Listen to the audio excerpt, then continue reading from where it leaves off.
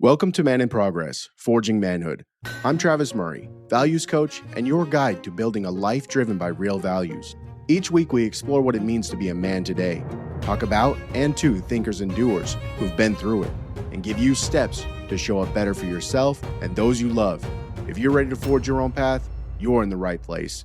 Let's get to it. You've been here before. Hands steady, blade resting on a whetstone. You lean in, letting the rhythm of quiet sharpening teach you patience. A blunt edge might seem safer, but it forces you to press harder. Force makes you slip, and you leave scars you never meant to make. In our lives, that looks like words spoken too loudly. Love expressed like a hammer blow, work done as if nothing matters but speed. There is another way. A fine edge slips through fiber with little effort. A mouth shaped by honesty cuts through falsehood without cutting people. Sharpening is less reinvention than realignment. You're not melting down the steel. You're adjusting its angle so it serves you again. It's 2 minutes at dawn when you breathe with intention. Whisper a promise you can keep before dinner, and remember why you made this blade in the first place. Frederick Douglass knew something about sharpening an unseen edge. Born enslaved, he taught himself letters by watching white boys play. He ground his mind against ignorance, reading by candlelight and slipping messages under doorframes. When the time came to speak, he didn't shout. His words came out honed, his tone steady. He aimed them at lies, not at people. He held his anger like a tool and refused to swing it blindly. In a world that demanded raw force, he chose precision. He's part of our forge now, a reminder that discipline and dignity can slice through centuries of chains. Welcome to the fire again. Pick up the stone, wrap your hand around the handle you made last week. Today, we're not testing your strength. We're refining it. A blunt instrument bruises. You felt it. You use all your strength to drive your point home, but you leave bruises on your kids or your team. When a steel blade is out of angle, a smith doesn't panic. He sets it down, presses it against the stone, and finds the right degree. Too shallow and the blade slides uselessly. Too steep and it chips. In a life, angle is your current value. Integrity, patience, courage. Hold to that value while you move through the day. Consistency is kinder than force. Think of rough and fine work like a stack of stones. First, set the edge. Decide the month's boundary. Maybe it's no phone on the table or no conflict after 10. Second, refine it. State clearly what you will and won't do. I hear your frustration. I can fix this by Friday or simplify it by Wednesday. Third, polish it with warmth. Let your tone tell the listener you care as much about them as the truth you're carrying. That little kindness at the end, that's the strop that lays the last bird down. A morning rhythm can be 3 breaths and 3 small truths. Inhale. Release your jaw. Inhale longer than you exhale. Then, a sentence you can live. Today, I will speak softer than my mood. And one real intention. I'll ask my son how his day was before I check my email. Without a simple aim, your edge wanders. Without breathing, you rush. Without kindness, you scrape. And when you notice tiny barbs, sarcasm in your voice last night, the comment you made under your breath, smooth them quickly. Say quietly, I spoke carelessly. You did not deserve that. A swift apology removes yesterday's splinter, so today's conversation don't catch. It's a wipe of oil on the leather before it cracks. As you move through your day, you won't always have time to sit with a stone. Use what's at hand. Before dialing into a meeting, press your thumb and your finger together and breathe out. Imagine yourself aligning the blade's angle.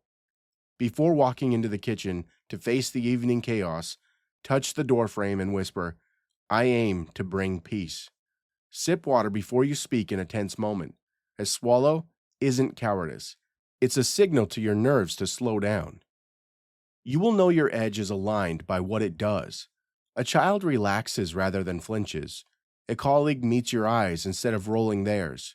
A disagreement resolves without raised voices. If you still feel drag, pause and adjust. Grinding isn't proof of sharpness. Glide is. Don't grind until you splinter. There's such a thing as over-polishing. A sword sharpened to brittleness chips at the first knot.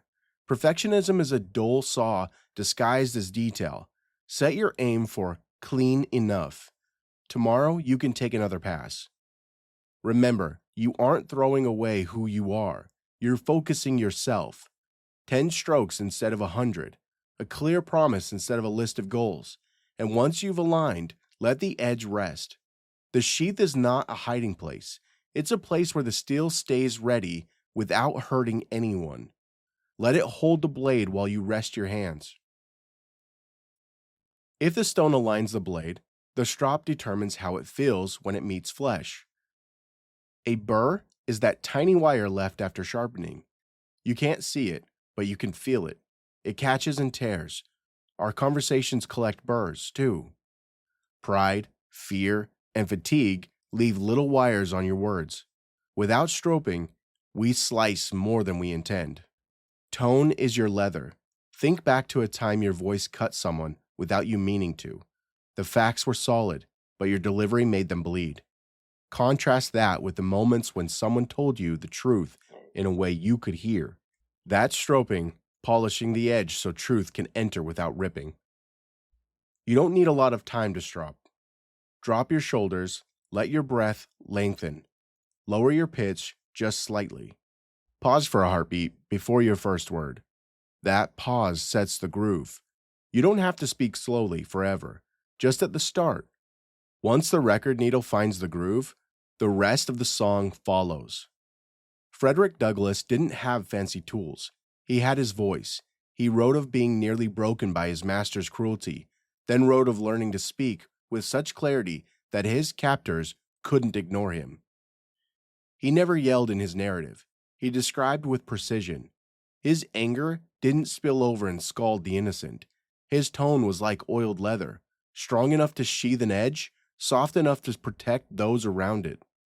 He stroked his words with restraint, making them sharper. Field strops are simple. Touch a doorway before a hard room. Breathe out. Whisper to yourself. Soft first, then clear. Press thumb to finger. Picture your anger's burr laying flat. Take a sip of water.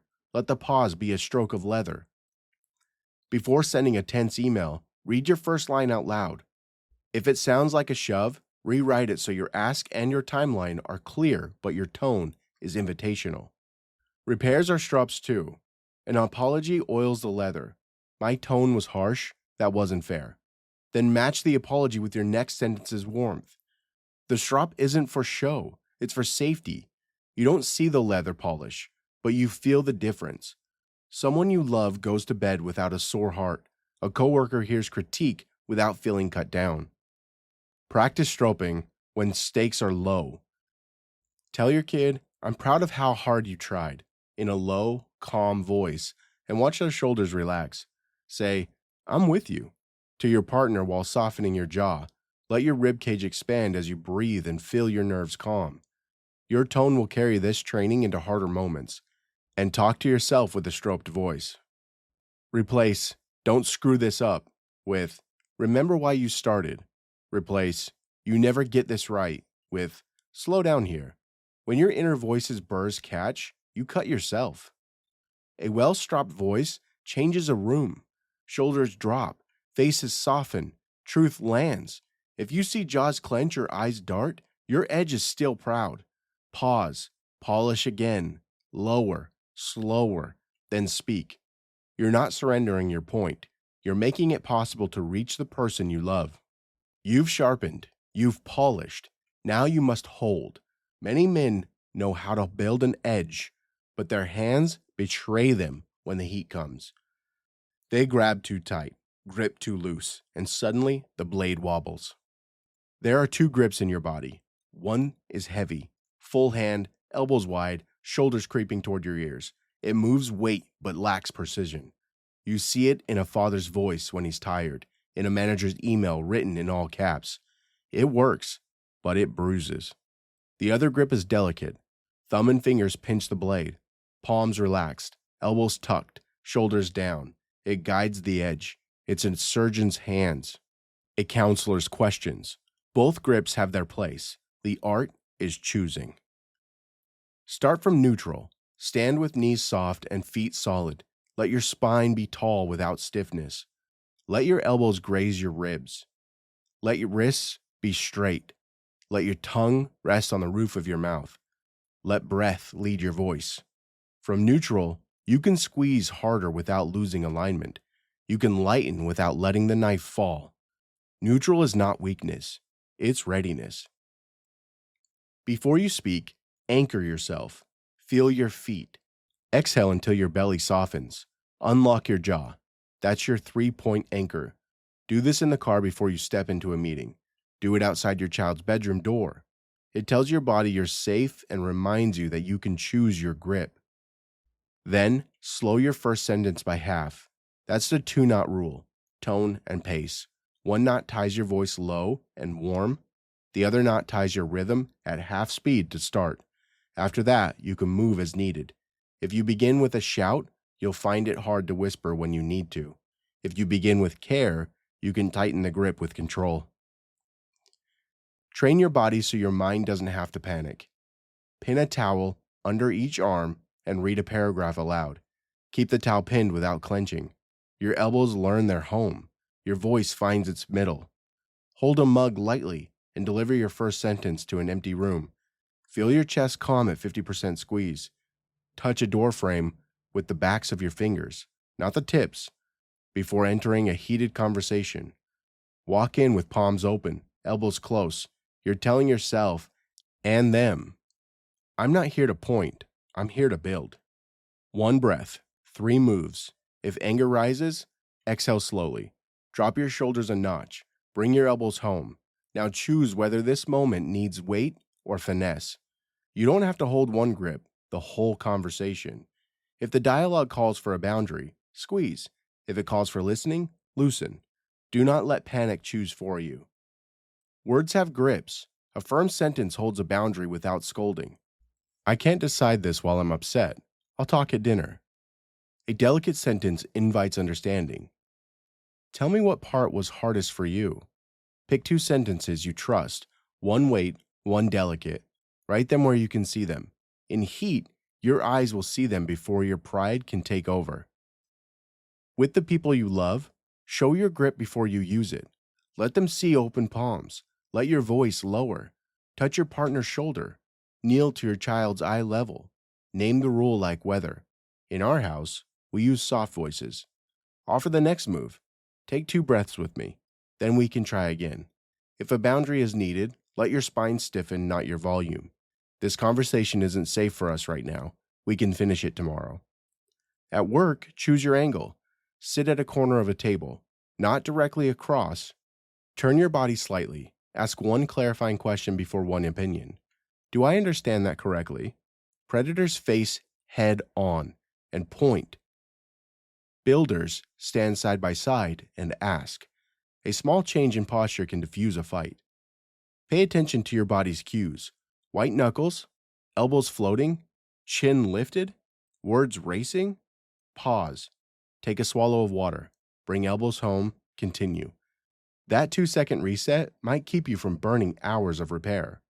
Hotspots show you where your grip fails. If certain people or topics always throw you off, rehearse the first sentence for those rooms in a hallway. Whisper it until it feels natural. You're not practicing weakness. You're practicing control. Be as gentle with yourself as you intend to be with others. Replace, "You idiot, you always do this," with, "Slow here, aim first." Your hands will follow your words. Imagine Douglas after an exhausting day, sitting quietly with his journal and writing down what he learned. He didn't write, "I am worthless." He wrote about hope and courage because he knew his hands needed hope to hold the pen steady. Set aside 5 minutes for grip training. Pin those towels before your coffee. Hold your mug with intention before the big call. Read a story to your children in a low, steady voice. Let them feel your controlled strength so they know what safe power feels like. You are shaping their understanding of strength. This isn't theater, it's craft. You're teaching your body to hold your strength wisely when the room heats. A steady grip makes your edge effective and harmless. It lets you draw without trembling and return without slicing anyone on the way.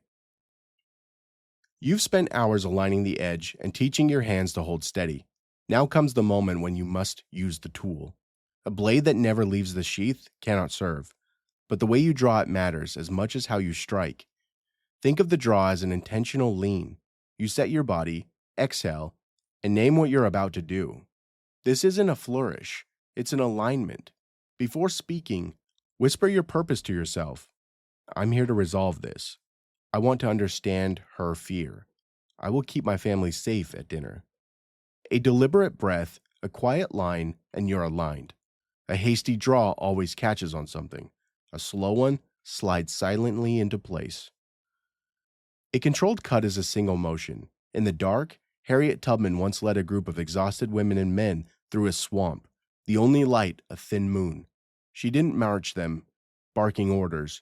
She whispered their names, pressed her fingers to her lips, and when they stumbled, she squeezed their hands. She knew how to move and when to still. She made one choice at a time.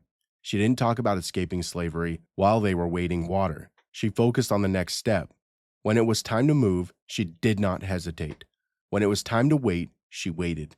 Her cuts were precise, decisive, kind. She didn't raise her voice to be heard. She made her decisions heard by being clear, not loud. When you cut in your own life, do one thing and pause. Ask one clarifying question. Offer one plan. Then breathe. I understand you need help. We can finish this tomorrow or simplify it now. What do you prefer? Then wait.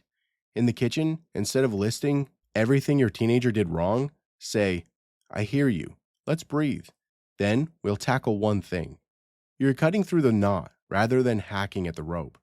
One clear motion instead of a flurry of half cuts saves everyone from splinters. Closing the loop is more than, we're done. Tubman never left anyone stranded. She watched each person into a safe house. Then she closed the trap door, whispered a prayer of thanks, and moved on. After a conversation, lay the edge back into its sheath and clear end. We've chosen this. We'll handle that. We'll revisit it on Friday. Or at home, we'll set this aside now and talk tomorrow after breakfast. Or within yourself, I kept my boundary tonight. I'll check in with myself on Sunday. A clean close keeps stray edges from cutting later. It also signals your nervous system that the moment is complete and rest is permissible. Add oil if you nick someone. My words were sharp. I'm sorry for that. Then stop. No justifications. Just a small patch of oil on the leather. Picture Harriet Tubman resetting her pack, whispering encouragement. She didn't apologize for her mission. She kept the people safe. You can hold truth and tenderness together. Practice draws and closures in mundane moments. Ordering coffee. Quietly set your intention before speaking. I'm going to be kind to the barista. End with, thank you. Sending an email. State one goal. End with a clear next step.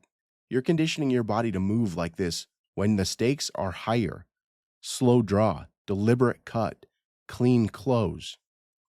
Precision invites trust. Chaos invites fear.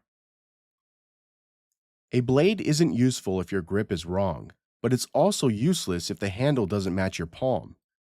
Fit is intimate. It's like the shape of your daily life around your values. If your handle is slick, you'll likely drop the knife. If it's jagged, it tears your skin. The goal is a handle that disappears in your hand so the blade can do its work. First, notice friction. Where in your day do you always slip? The call from your parent that triggers guilt? The text message pings that break your focus? The 9 o'clock TV binge that turns into midnight? Morning light turned into scroll that robs your breath? Those are rough spots. Mark them without judgment. They aren't weakness. They're opportunities to sand, wrap, or reshape. A handle can be wrapped. You don't need to carve a new one every time. Move your charger out of the bedroom so your morning begins with sunlight, not blue light. Put a glass of water near the dining table so your mouth pauses before your tongue fires. Change the seating so bodies face the problem together, not each other like combatants. Press your finger to your lips for 3 heartbeats before you speak. Simple wrap. You're adjusting your environment, not your willpower. Harriet Tubman didn't rely on willpower alone. She created routes with safe houses, taught songs as signals, wrapped her mission with structures so her courage could flourish. Some things you shave away. Limit the late night scroll by 15 minutes, enough to recover clarity. Cancel one weekly meeting that creates heat without producing decisions. Unfollow one voice that strokes fear but offers nothing constructive. This isn't retreat, it's removing splinters so you don't bleed. Tubman often left behind tools and supplies that slowed them down. The goal was freedom, not carrying everything. Other things need oil. Oil is rest. 7 hours of sleep isn't indulgence, it's maintenance. Oil is movement. 10 minutes of stretching or a walk resets your body. Oil is the timely apology. I see my impatience. I regret how I said that. Oil is gratitude. Write one thing at night you're glad for. I had a warm meal. I heard my child laugh. Oil is anything that softens the leather so it bends under pressure instead of cracking. Test your grip by paying attention to ease. Does your hand ache when you finish dinner? Are you white-knuckling at every meeting? That tells you to wrap tighter, shave a bite. Add oil. If your partner sighs with relief by the 3rd sentence, your handle fits better. If your child opens up without being pressed, your handle fits. If you still feel rub, adjust. Most of us tighten our grip instead of reshaping the handle. Be the craftsman who knows the difference. Build a toolkit that sits where you need it. A sticky note on your monitor with the purpose for the day. A pen in your pocket to remind you to write one kind line to someone. A timer at dinner to put a boundary on conflict. Those are your cloth, your oil, your twine. You're not making your life fancy. You're making it secure so you can swing the blade without fear of losing it. Shape your life to hold your values. A blade can claim sharpness, but the truth is in the slice. A craftsman's work is proven when it holds under pressure. The field is your kitchen at 6 p.m., the boardroom on a Tuesday, the late night conversation with your teenager, the hospital waiting room at dawn. It's where forging meets life. Tests don't have to be dramatic. Before a tough talk, speak your opening line into the mirror. Does it glide or stick? If your shoulders rise, your voice goes high, you're pressing. Lay the burr down. Back to the leather. Speak again. At the table, watch your family's bodies. Do their shoulders drop when you speak? Do eyes lift? That's a good cut. Do faces tighten? You're crushing the tomato. Ease up. Silence might be your sharpest tool. Measure your grip. Notice your elbows. If they drift, tuck them. Your voice will follow. When anger surges, buy yourself space. Harriet Tubman knew how to slow down. In those dark woods, she would pause, listening for dogs, holding up her hand until everyone stopped breathing. Silence saved them. In your office, buy 2 minutes. Say, I need a moment to get this right. Step away, count your breaths, run water over your wrists. Come back to the room. The fire often dies when you step out of it. Create an after-action rhythm, not a beating, a reflection. Ask, what was my goal? What happened? What do I want to adjust next time? Write it at lunch, not right after the heat so your mind is clear. Write it before bed. You're sharpening with honesty, not shame. Shame is rust. Honesty is the stone. Maintenance is not fancy. It's daily touches. Morning. Breathe. Set one purpose. Speak one line you believe. Midday. Pause. Drink. Check your tone. Night. Repair if necessary. Find one gratitude. Lower the lights. Weekly. Sit for 15 minutes with your week. Is your value still your angle? Did you add wraps where needed? Did you oil the sheath? Did you rest? Monthly, challenge yourself. Pick one situation that used to undo you. Enter your new draw. Cut, close. Note how it feels. Celebrate the ease. Ease is proof. Keep a plan B for tough days. If everything falls apart, remember two moves. Drop your voice. End with clear next step. It's not perfect, but it keeps the blade from whipping around. Drill under pressure. Practice your opening line on the way to the hard conversation. Kneel beside your child when they're angry. Breathe with them. Then speak. When an email angers you, type your response. Delete the first line. Rewrite it slower. You're training yourself to act rather than react. Catch the signs of dullness early. When you start repeating yourself, when sarcasm slips out, when sleep drifts away, go back to the stone. Small signals are blessings. They let you resharpen before you split. Keep a small kit with you, a card with your values, a note that says breathe, a timer on your phone, a bottle of water. These aren't decorations, they're tools. Harriet Tubman had songs, quilt patterns, night walks, and a revolver. She wasn't improvising, she was prepared. So are you. Real strength reveals itself in the quiet cut. You've walked through the fire with your hands on the hammer. You've aligned your edge without rushing. You've laid down pride's burr. You've chosen how to hold strength. You've learned to step, slice, and close. You've reshaped your handle. You've proven your blade in the field. Now, step back from the anvil and look what you're forging. Courage isn't loud, it's steady. Discipline isn't domination, it's patience. Real leadership isn't in commanding applause, it's in cutting just what's needed so others can breathe. You are not remade into someone you aren't. You are uncovering the man inside the ore. You're not a king, you're a maker, a craftsman. Tonight, name someone your edge will serve, your partner, your son, your daughter, your boss. Harriet Tubman never kept her courage to herself. She risked her life to carry others. She used her sharpness to carve paths for many. Think of her when you're tired.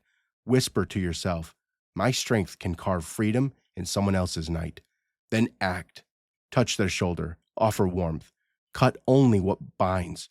Walk with them a step. Would the younger you be proud of how you speak? How you hold your anger? How you set boundaries?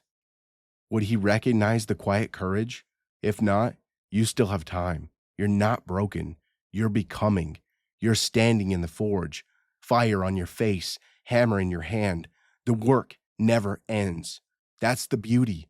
You return to the stone, to the leather, to the handle, to the field, and you sharpen again and again. Progress isn't a line, it's a circle. Each time you round it, you're stronger. In the next 7 days, make these moments part of your body. Every morning, exhale longer than you inhale. Speak one line that holds your value. Set one clear aim. At midday, find a pause. Drink a glass of water. Let your first words be low and slow. At night, if you cut by accident, mend it. Write one gratitude. Darken your room. Let your eyes rest. Keep 2 phrases in your pocket. We're on the same team. And how can I help you feel safe? Touch the card when heat rises. Before a heated moment, touch the doorframe and whisper your intent. Practice holding a mug at half strength while you speak in a meeting. Change one small thing in your environment that chafes. Move your charger. Put water on the table. Rearrange your chairs. Remove one thing that bites. A voice that only angers you. A meeting that wastes your heat. Add one thing that oils. A walk, a nap, a quiet thank you. When you see yourself about to react, say, give me a moment, and take 2 minutes to breathe. At the end of each day, ask, what did I want? What happened? What will I try next time? Write it down. On day 7, pick one situation that used to own you. Walk in with your new draw and grip. Speak close and note how it feels. Celebrate small ease. Ask yourself, who did my sharpness serve this week? Let the answer guide you. A final thought. Hold the name Harriet Tubman close this week. She walked back into danger so others could find light. She sharpened herself on the run. She carried her strength without spilling it. Let her courage remind you that forging isn't about being seen. It's about who you lead to safety.